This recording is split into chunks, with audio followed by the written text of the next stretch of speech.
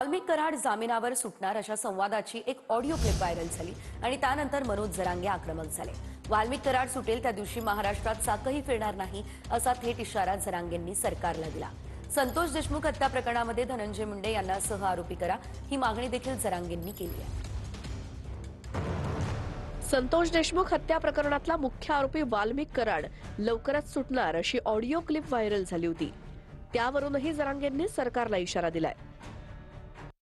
नका ते फिरू दीपक सोबत आता नाही ते साहेबांच्या रडारवर आले सगळं। हो हो हो आणि आता अन्नाची बेल होणार आहे, सगळं होणार आहे, व्यवस्थित होणार आहे की हो हो हे आता पोलीस स्टेशन पाशी बॅट देऊ लागले सर भेटले। तुम्ही बघितलं ना मागे, कशाला तुम्ही हे करता? बर बर बर नका थांबू त्याला, सरळ म्हणा इलेक्शन पुरता विषय होता म्हणा माझा, बर बर बर झालं म्हणा आता माझ्या भैयाचे संबंध म्हणा आता ते नाराज झालेत म्हणा आता। हो तर उलटच ऐकायला येतंय कुठं सरकार पक्षात अजितदादाकडे असणारा तो परळीवाला त्यांनी काही लोकांना असं पेरून ठेवलंय नाही, म्हणायचं सांगितलंय की तुम्ही म्हणा आपला माणूस सुटणार आहे। जोपर्यंत त्यांना फाशी होत नाही ना तोपर्यंत आम्ही कोणीही हटणार नाही।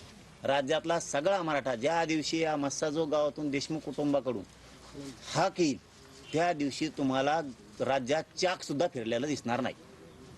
मग ते ज्याच्यासाठी हे कृत्य त्या आरोपीने केलं, एक नंबरच्या आरोपीने संतोषभाई देशमुखांच्या प्रकरणातल्या त्या सरमाड्यांनी का कारमाड्यांनी, त्याच्या कुटुंबाच्या लक्षात आलं की आपल्या माणसानं पाप याच्यासाठी केलं, याने आपल्या माणसाच्या हातून पाप करून घेतलंय आणि हो बाहेर कुटुंब बोलतं होणार आहे शेवटी काय, आणि त्या कुटुंबाने बोलतं झालं पाहिजे।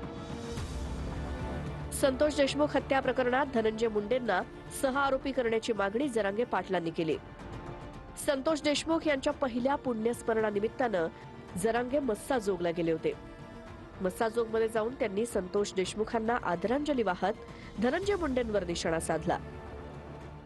तो फरार आरोपीला सरकारला अटक करावं लागणार आहे आणि तो धरल्याच्या नंतर याचं पण नाव येणार आहे, त्यालाही याच्या सह आरोपी करा नसता पुढच्या काळात खरोखर तुम्हाला सांगतो लय झालं तर आता 2-4 महिने दम धरणार आहेत। आता राज्यात आंदोलन उभा राहणारे फडणवीस साहेबांनी अजितदादांनी समजून घ्यायचं, तुम्हाला काय करायचं ते करा।